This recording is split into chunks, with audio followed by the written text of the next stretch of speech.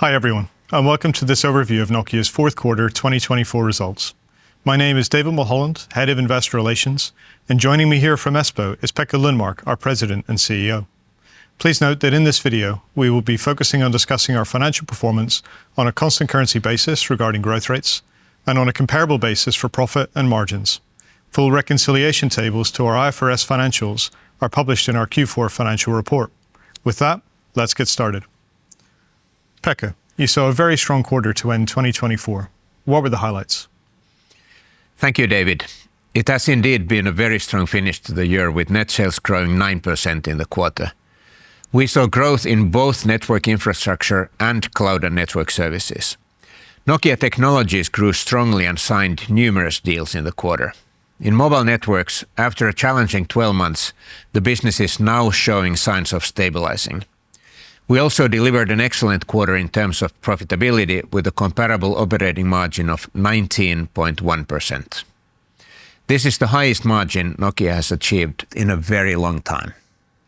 This meant we achieved operating profit for the full year of 2.6 billion euro, right at the midpoint of our guidance of 2.3 to 2.9 billion. We also had a strong cash performance, generating 2 billion euro of free cash flow and finishing the year with a net cash position of 4.9 billion euro, even after returning 1.4 billion euro to shareholders through buybacks and dividends. So overall, a very positive finish to the year. Given the strong cash performance that you highlighted, Pekka, what does Nokia plan to do with that cash? I'm pleased that the strong cash position means that the board can propose to the annual general meeting an increase in the dividend to 14 cents per share in respect of financial year 2024. We also continued to execute on the buyback related to offsetting the dilution of the expected Infinera acquisition. We remain committed to managing our cash position to achieve our target of 10 to 15% net cash as a proportion of annual net sales, and after the Infinera acquisition closes, we should move closer to that range. And if we now turn to the business groups and their performance in the fourth quarter, how did network infrastructure do? The improving net sales trend we saw in Q3 further strengthened in Q4. Network infrastructure net sales grew 17% in the fourth quarter. IP networks had a standout performance, growing 24%, primarily driven by North America and strong demand from CSPs. Fixed networks grew by 16%, with most regions growing and a notable contribution from India. Optical networks grew 7% as the improving trends already seen elsewhere also became more visible in optical. In addition to the strong growth, we saw a record high operating margin in network infrastructure of 19.6% in the quarter, which is 420 basis points above the prior year. And you already mentioned earlier the Infinera acquisition. How is that progressing? We have been making good progress with the required approvals. You may have seen that we filed with the European Union last week, and assuming we achieve the targeted timelines, we now expect the deal to close during the first quarter of 2025.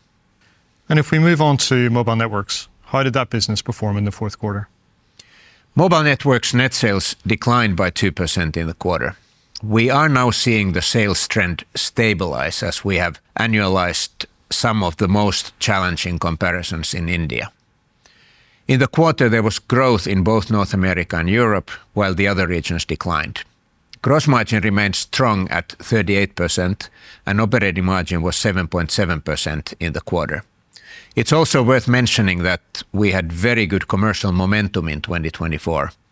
On a net basis, we won deals that represent an increase of 18,000 base station sites.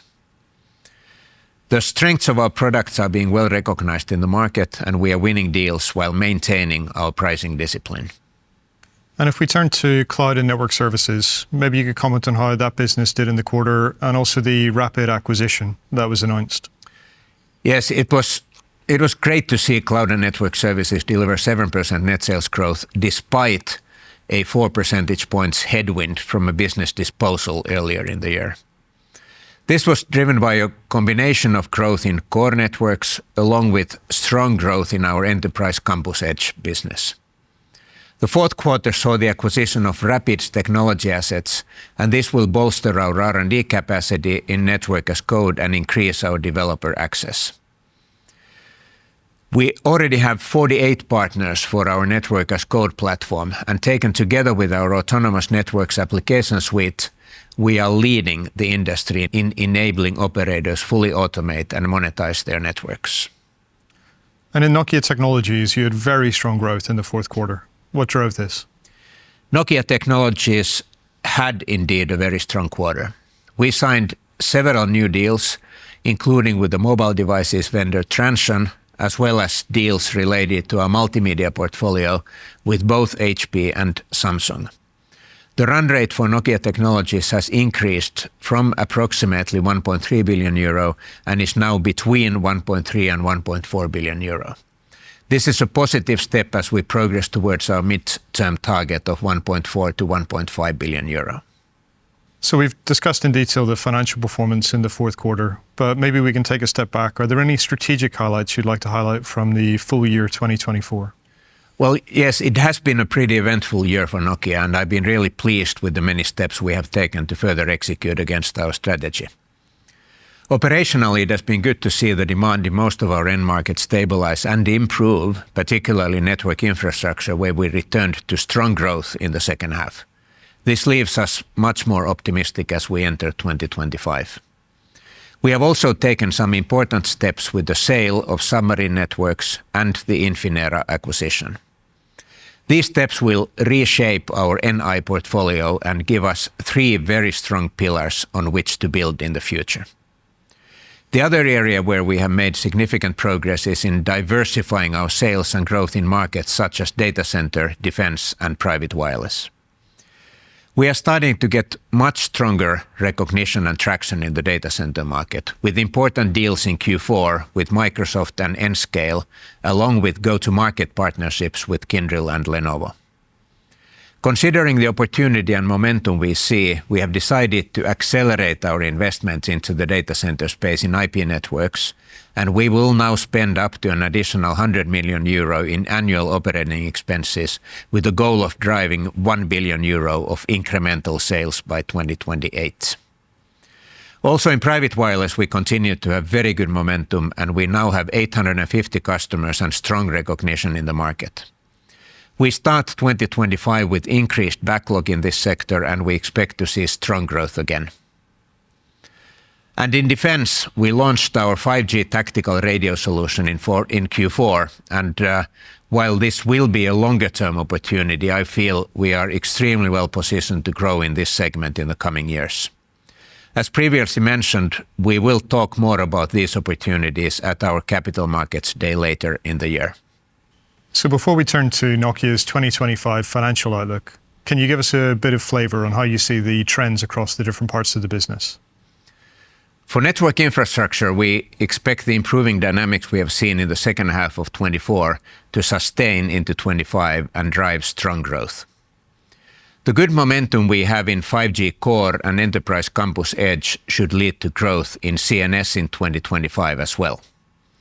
In mobile networks, we see a stabilizing environment for 2025. So overall, in our networks businesses, we see a positive outlook for top-line growth in 2025. And finally, we expect Nokia Technologies to deliver approximately 1.1 billion euros of operating profit. So after 2 challenging years, it's good that you're now looking forward to a year of growth again in 2025. But could you maybe formalize that and give us an update on what Nokia's financial outlook is for the coming financial year? Sure. We target 1.9 to 2.4 billion euro comparable operating profit and to deliver free cash flow conversion of between 50 and 80%. If you consider we benefited from over 700 million euro of one-time items that won't recur, mostly in the first half of 2024, such as the catch-up element of our Q1 smartphone renewal deals and the AT&T settlement in Q2, this represents strong progress in our underlying operational performance in 2025, despite some increased investments. Thank you, Pekka. Do you have any final thoughts before we close?